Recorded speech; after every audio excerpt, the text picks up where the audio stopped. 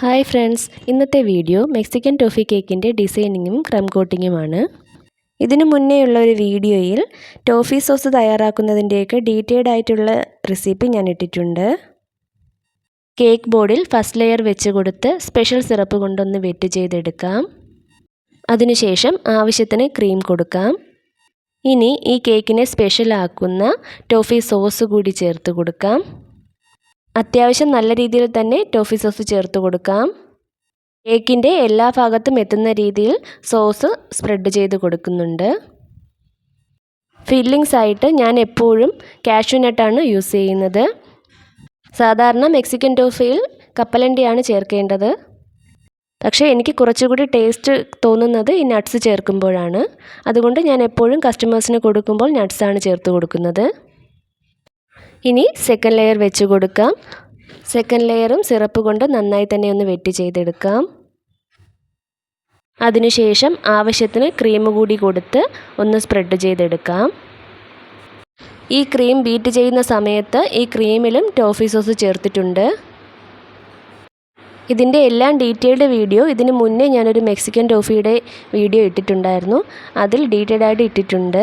അതുകൊണ്ടാണ് ഈ വീഡിയോയിൽ അതൊന്നും ഉൾപ്പെടുത്താത്തത്.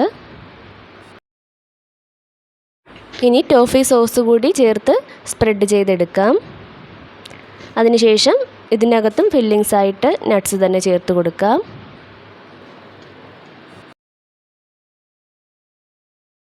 നട്ട്സ് കൂടി ചേർത്ത് കൊടുത്തിട്ട് ഫൈനൽ ലെയർ വെച്ച് കൊടുക്കാം. ഫൈനൽ ലെയറും സിറപ്പ് കൊണ്ട് നന്നായി വെറ്റ് ചെയ്തെടുത്തിട്ട് ക്രം കോട്ട് ചെയ്യാം. കേക്ക് മുഴുവനും അല്പം ക്രീം കൊണ്ട് ക്രം കോട്ട് ചെയ്തെടുക്കാം. കേക്ക് ക്രം കോട്ട് ചെയ്തിട്ട് അരമണിക്കൂർ ഞാൻ ഫ്രിഡ്ജിൽ വയ്ക്കുന്നുണ്ട്. ഫ്രിഡ്ജിൽ വെച്ച് ഒന്ന് സെറ്റായതിനു ശേഷം മാത്രമാണ് ഫൈനൽ ഐസിങ് ചെയ്യുന്നത്. കേക്ക് ഫ്രിഡ്ജിൽ വെക്കുന്നതിന് മുന്നേ കേക്ക് ബോർഡൊക്കെ ഒരു ടിഷ്യൂ പേപ്പർ കൊണ്ട് നന്നായിട്ട് ക്ലീൻ ചെയ്തെടുക്കണം. ക്ലീൻ ചെയ്തതിന് ശേഷമാണ് ഫ്രിഡ്ജിലേക്ക് വെക്കേണ്ടത്. അരമണിക്കൂറിന് ശേഷം കേക്ക് ഫൈനലൈസിങ് ചെയ്യാനായിട്ട് എടുത്തിട്ടുണ്ട്. പിങ്ക് കളറിലുള്ള ഒരു സിമ്പിൾ ഡിസൈനാണ് കസ്റ്റമർ ചെയ്യാൻ പറഞ്ഞത്. ക്രീമിൽ അല്പം പിങ്ക് കളർ ചേർത്ത് മിക്സ് ചെയ്തെടുത്തിട്ടുണ്ട്. ഇത് വെച്ച് ഫൈനലൈസിങ് ചെയ്തെടുക്കാം.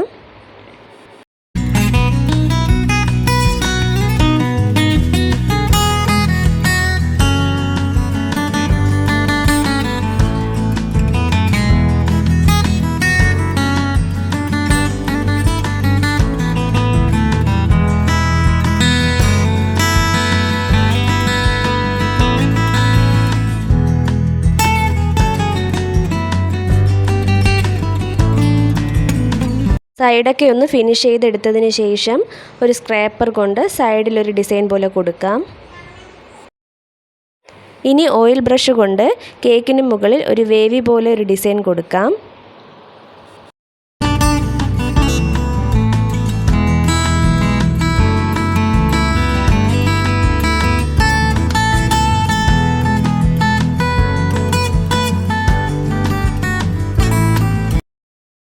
ഇനി ഫ്ലവർ നോസിൽ കൊണ്ട് മുകളിൽ ഒരു ചെറിയ ഫ്ലവർ പോലെ കൊടുക്കാം.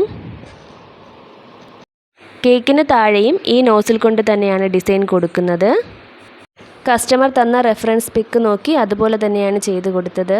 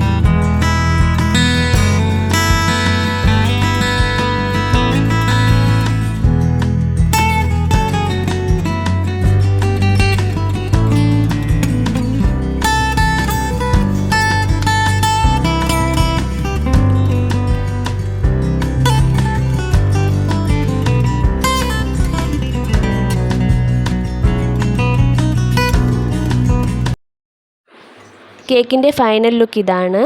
ഇഷ്ടമായാൽ വീഡിയോ ലൈക്ക് ചെയ്യണം, സപ്പോർട്ട് ചെയ്യണം. Thank you for watching.